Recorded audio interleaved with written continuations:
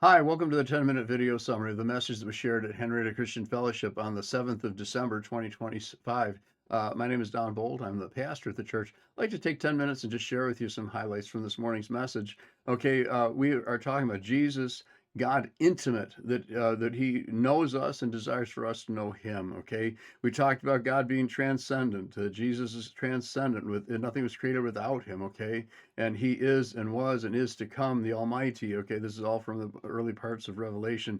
Jesus is imminent. In other words, he's everywhere present. Imminent means he's coming any minute, but we're talking about him being everywhere. He's everything that he created is evidence of Jesus, because that's that's the thing he created. It's like the artist whose art, although they may sell it to you, they still think of it as belonging to them because it's a part of them. Okay, well, the creation is like that. Colossians 1:16 through 17 says, "For by him all things were created, both in the heavens and on earth, visible, invisible, whether thrones or dominions or rulers or authorities, all things have been created through him and for him. He is before all things, in him all things hold together." Okay, so he's eternal, and we have this description of him. By the way, if you exist in eternity, you always existed, because there's no beginning and end in eternity. All right, so Jesus, is eternal. Okay, so the presence of God is not merely a theological concept. I borrowed this from BibleHub.com.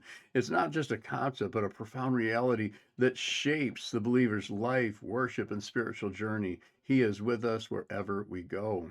All right. This same Jesus that is immanent and transcendent is also intimate. He dwells with us. Jesus took on flesh and dwelt with us. That's what we celebrate in this season. The incarnation, God taking on human flesh and dwelling with us. And Luke 1:30 through 31, the angel says to Mary, "Don't be afraid. You found favor with God, and behold, you will conceive in your womb and bear a son, and you shall call his name Jesus," or Jehovah saves. Okay.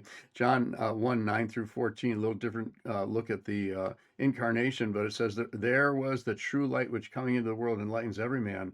He was in the world, and the world was made through him, and the world did not know him. He came to his own, and those who were own did not receive him. That word receive is very important. Okay, but just make sure that you're receiving what God is giving to you. But as many as received him, to them he gave the right to become the children of God. And then that context ends with verse 14. The word became flesh and dwelt among us. We saw his glory. The glory as of the only begotten of the Father, from the Father, full of grace and truth. 2 Corinthians 6:16 through 18 tells us, "Or what agreement has the temple of God with idols? For we are the temple of the living God, just as God said, 'Listen, I will dwell in them and walk among them, and I will be their God, and they shall be my people.'" This has been God's stated desire from the Garden of Eden, where he established that with Adam and Eve, all the way through the book of Revelation. And in between, we visit places like over here in Ezekiel 37:27, when God said, "My dwelling place also will be with them, and I will be their God, and they will be my people." That's been his, oh, that there'd be such a heart in them. All right, that's God's desire, that we be able to be those people that he was desiring. Okay, and so down in Revelation, at the end, it says, "I heard a loud voice from the throne saying, Behold, the tabernacle of God is among men, and he will dwell among them, and they shall be his people, and God himself will be among them." All right, so God isn't trying to be the three things we're talking about. He's not trying to be, immanent and transcendent and personal. He's just being God. We're trying to understand him. We're trying to learn who he is. All right. So John 14:1 through 3, "Do not let your hearts be troubled. Believe in God. Believe also in me. In my Father's house there are many dwelling places. If it were not so, I would have told you. I go to prepare a place for you. And if I go to prepare a place for you, I will come again." And this word receive you to myself, means accept you, okay, to myself, that where I am, there you may be also. John 14:18, "I will not leave you as orphans. I will come to you." Okay, this thing, I don't think many of us have a great identity around what it would be to be an orphan, although we know the definition of the word. Okay, but to be without people, to have nobody. Okay, and Jesus says, "I won't leave you that way. I will come to you." All right, so yeah, John 14:23, Jesus answered and said, "If anyone loves me, listen, he will keep my word." All right, so it's not unconditional here. He said, if you love him, keep his word, and this is what's going to happen. My Father will love him, and we will come and make our abode with him.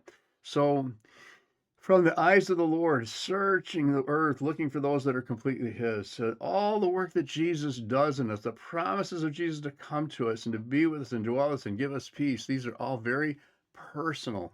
God is personal. He is intimate with us. All right. Okay. In John 14:26 through 27, the end of that 14th chapter, beautiful chapter in the book of John.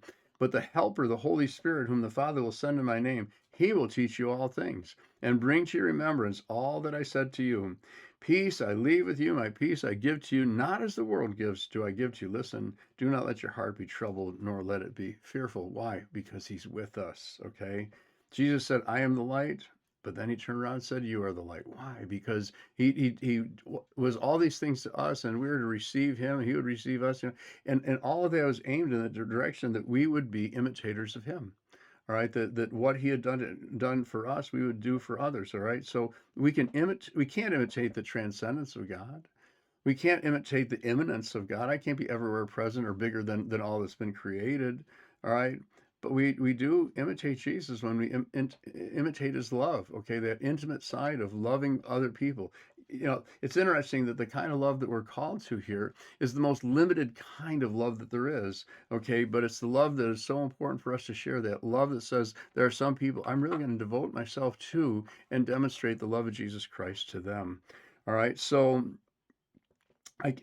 Jesus taught us, love God with all your heart, mind, and strength, and your neighbor as yourself. But then he said, I'm going to take that one more step, and I'm going to give you a new commandment that you love one another as I have loved you. And notice he's saying, look, the way I loved you, which is personal, okay? Love other people personally like that, okay? And he said that, greater love is no man than this, right? Okay, when he went to the cross for us. And so we're not likely to be asked often to lay down our physical lives for others, but to lay down that right that we have perhaps to comfort or not being bothered, in order to love somebody else, okay? To be being inconvenienced is a powerful way, of being willing to be inconvenienced, a powerful way of saying I love you, okay? So yeah. John 13:34, a new commandment I give to you, that you love one another as I have loved you. Okay. And that's how people are going to know you're his disciples. In verse 35, it says, by this, all men will know that you are my disciples if you have love for one another. In the season when we remember, okay, his birth, remember that he came to us in love, and he loved us enough to die for us. Remember that this was him personally coming to what he created, receiving them receiving him, and then this exchange, this ability to then be an imitator of him. Okay, so Jesus told us if we love him to keep his commandments. There's many ways to keep the commandments of Jesus.